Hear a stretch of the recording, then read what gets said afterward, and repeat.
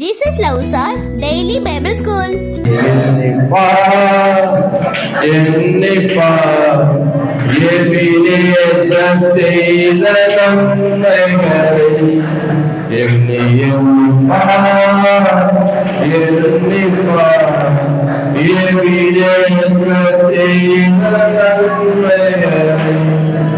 நன்றி நன்றி நன்றி கோடி கோடி நன்றி வரிகளும்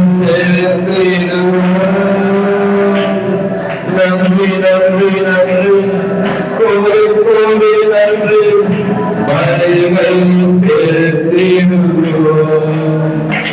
எண்ணிப்பா எண்ணிப்பா கண்டிக்கப்பட்டால் நீதிமானாக்கினாரே நொறுக்கப்பட்டால் நித்திய ஜீவன் தந்தார். கண்டிக்கப்பட்டால் நீதிமானாக்கினாரே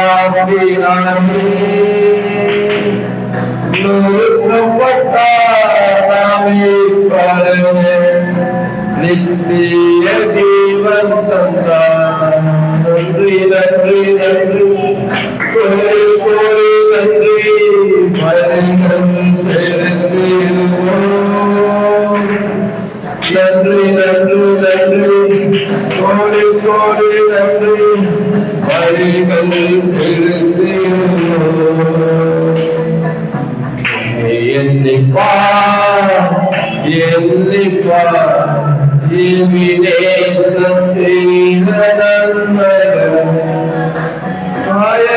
காயப்பட்டால் சுகமாக நோய்கள் நீங்கியவை சுமந்து கொண்டால் நம் பாவங்கள் சுகமாக காயப்பட்டால் நம் சுகமாக நோய்கள் நீங்கியவை சுமந்து கொண்டால் என் பாடுகள் சுகமான நன்றி நன்றி நன்றி கோடி கோடி நன்றி வரிகள் செலுத்திடுவோம். நன்றி நன்றி நன்றி கோடி கோடி நன்றி வரிகள் செலுத்திடுவோம்.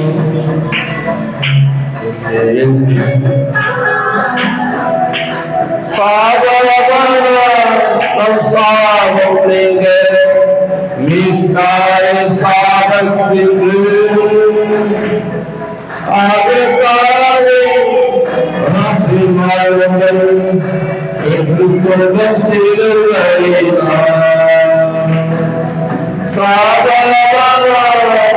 சாபம் நீங்க மீட்காய சாபத்திற்கு ஆசீர்வாதங்கள் பெற்றுக்கொண்ட சிறுவரைதான். நன்றி நன்றி நன்றி கோடி கோடி நன்றி வரிகள் செலுத்திடுவோம். நன்றி நன்றி நன்றி கோடி கோடி நன்றி வரிகள் செலுத்திடுவோம். எண்ணிப்பா எண்ணிப்பா நன்மைகளை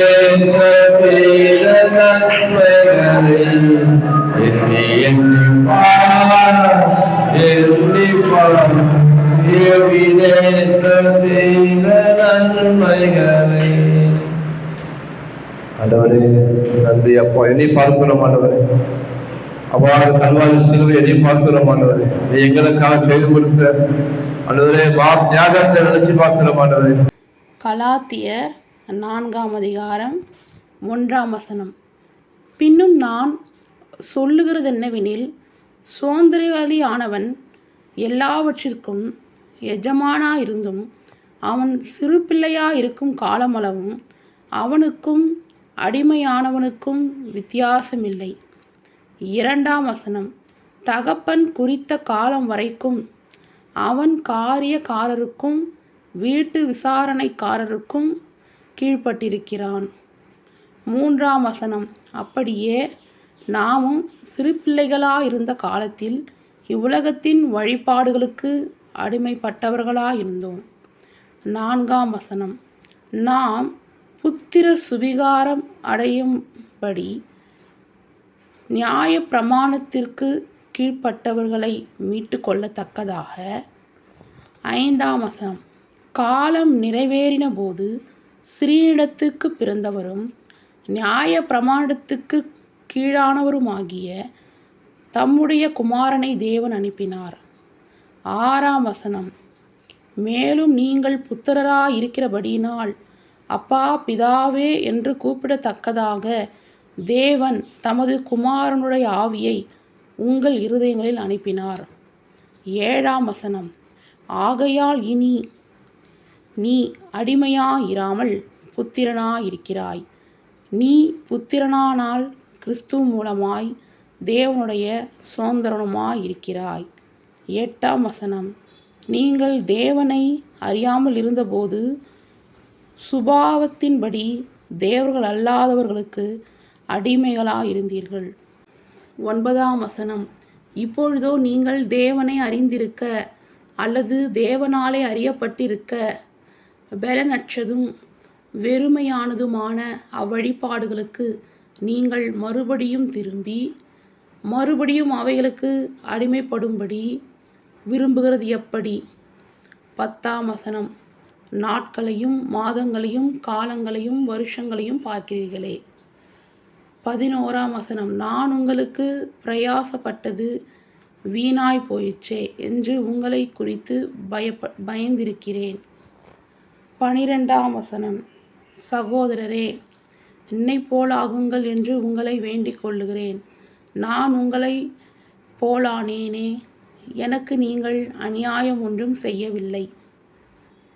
13ஆம் வசனம், உங்களுக்கு தெரிந்திருக்கிறபடி நான் சரீர பலவீனத்தோடு முதலாந்தரம் உங்களுக்கு சுவிசேஷத்தை பிரசங்கித்தேன். 14ஆம் வசனம், அப்படியிருந்தும் என் சரீரத்தில் உண்டாயிருக்கிற சோதனையை நீங்கள் அசட்டை பண்ணாமலும் அரோசியாமலும் தேவதூதனைப் போலவும் கிறிஸ்து இயேசுவைப் போலவும் என்னை ஏற்றுக்கொண்டீர்கள். 15ஆம் வசனம், அப்பொழுது நீங்கள் கொண்டிருந்த ஆனந்த பாக்கியம் எங்கே? உங்கள் கண்களை பிடுங்கி எனக்கு கொடுக்க கூடுமானால் அப்படியும் செய்திருப்பீர்கள் என்று உங்களுக்கு சாட்சியாயிருக்கிறேன். 16ஆம் வசனம், நான் உங்களுக்கு சத்தியத்தை சொன்னதினாலே உங்களுக்கு சத்ருவானேனோ? 17ஆம் வசனம், அவர்கள் உங்களை நாடி வைராகியம் பாராட்டுகிறார்கள். ஆகிலும் நல்மனதோடே அப்படி செய்யாமல் நீங்கள் அவர்களை நாடி வைராகியம் பாராட்டும் பொருட்டு உங்களை புறம்பாக்க விரும்புகிறார்கள். 18ஆம் வசனம், நல் விஷயத்தில் வைராகியம் பாராட்டுவது நல்லதுதான். அதை நான் உங்களிடத்தில் இருக்கும் பொழுது மாத்திரமல்ல, எப்பொழுதும் பாராட்ட வேண்டும். 19ஆம் வசனம், என் சிறு பிள்ளைகளே, கிறிஸ்து உங்களிடத்தில் உருவாகும் அளவும் உங்களுக்காக மறுபடியும் கர்ப்ப வேதனைப்படுகிறேன். 20ஆம் வசனம், உங்களை குறித்து நான் சந்தேகப்படுகிறபடியால் நான் இப்பொழுது உங்களிடத்தில் வந்திருந்து வேறு வழியாக பேச விரும்புகிறேன். 21ஆம் வசனம், நியாய பிரமாணத்திற்கு கீழ்ப்பட்டிருக்க விரும்புகிற நீங்கள் நியாயப்பிரமாணம் சொல்லுகிறதை கேட்கவில்லையா? இதை எனக்கு சொல்லுங்கள். 22ஆம் வசனம், ஆபிரகாமுக்கு 2 குமாரர் இருந்தார்கள் என்று எழுதியிருக்கிறது. ஒருவர் அடிமையானவிடத்தில் பிறந்தவன், ஒருவன் சுயதீனம் உள்ளவனிடத்தில் பிறந்தவன். 23ஆம் வசனம், அடிமையானவிடத்தில் பிறந்தவன் மாமிசத்தின்படி பிறந்தான், சுயதீனம் உள்ளவளிடத்தில் பிறந்தவன் வாக்கு தத்தத்தின்படி பிறந்தான். 24ஆம் வசனம், இவைகள் ஞான அர்த்தம் உள்ளவைகள். அந்த ஸ்திரீகள் 2 ஏற்பாடுகளாம். ஒன்று சீனாய் மலையினில் உள்ள ஏற்பாடு, அது அடிமைத்தனத்திற்குள்ளான பிள்ளை பெறுகிறது, அது ஆகார் என்பவள்தானே. 25ஆம் வசனம், ஆகார் என்பது அரபு தேசத்தில் உள்ள சீனாய் மலை. அந்த ஆகார் இப்பொழுது இருக்கிற எருசலேமுக்கு சரி. இவள் தன் பிள்ளைகளோடு கூட அடிமைப்பட்டிருக்கிறாளே.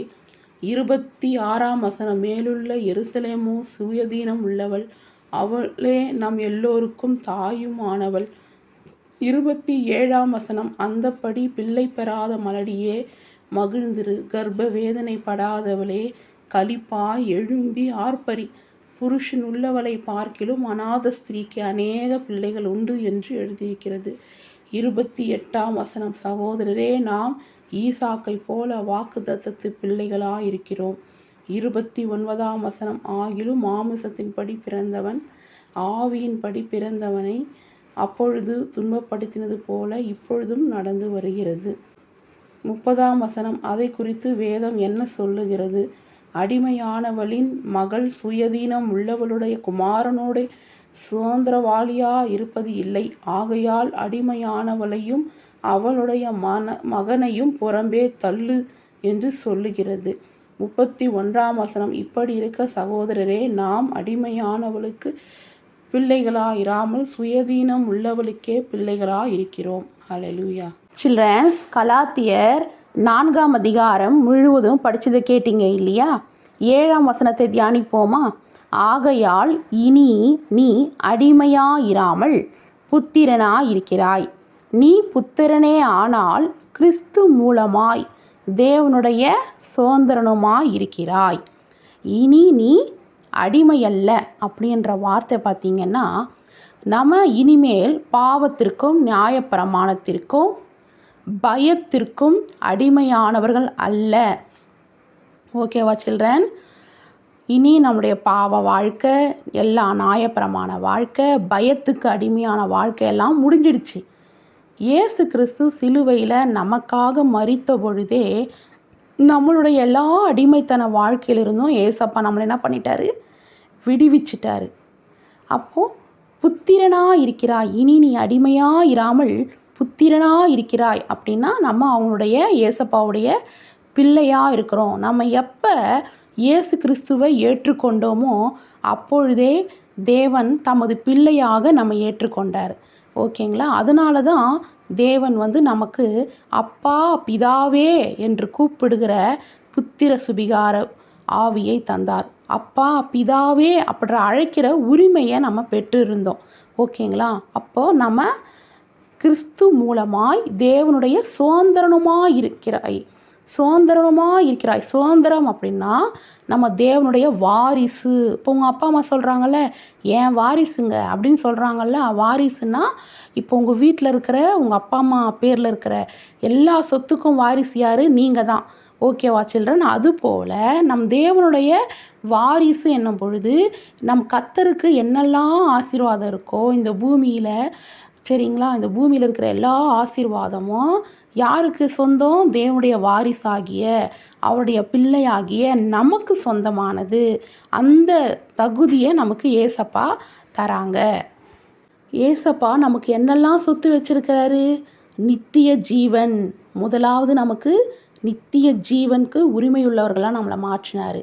அப்புறம் தேவன் நமக்கு ஏராளமான வாக்குத்தத்தங்கள் கொடுத்துருக்குறாங்க இல்லையா பைபிளில். அந்த வாக்குத்தத்தங்களுக்கெல்லாம் நம்மளை பங்காளியா அப்படின்னு மாத்துறாரு. அப்புறம் பரலோக மகிமையை நம்ம சுதந்திரிக்க போகிறோம் அப்படின்ற ஆசீர்வாதம்.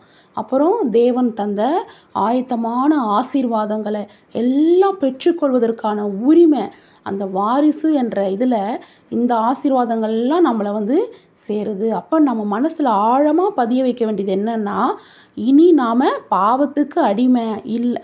இனி நம்ம பாவத்துக்கு அடிமையானவங்க இல்லை. நம்ம தேவனுடைய பிள்ளைங்க என்ற அடையாளத்தில் தான் நம்ம வாழணும். தேவனுடைய பிள்ளைக்குரிய ஒரு பரிசுத்த வாழ்க்கையை நம்ம வாழணும். ஓகேவா சில்ட்ரன்? அது மட்டும் இல்லாமல் எந்த சூழ்நிலையிலையும் தேவன் தம்முடைய பிள்ளைங்களை கைவிட மாட்டார், விட்டு விலக மாட்டார் அப்படின்ற நம்பிக்கை நமக்கு நிச்சயமாக வேணும். அப்போ நம்ம மனசில் பதிய வைத்து கொள்ள வேண்டியது என்ன?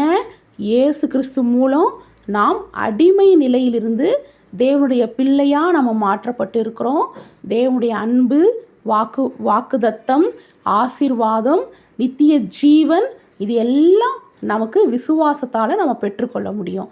ஓகேவா சில்ட்ரன்ஸ்? இப்போ உங்களை கேள்வி கேட்கலாமா? விசுவாசிகள் தேவனை எவ்வாறு அழைக்கிறார்கள்? ஆ ராஜாவே, ஆ ஆண்டவரே, இ அப்பா பிதாவே.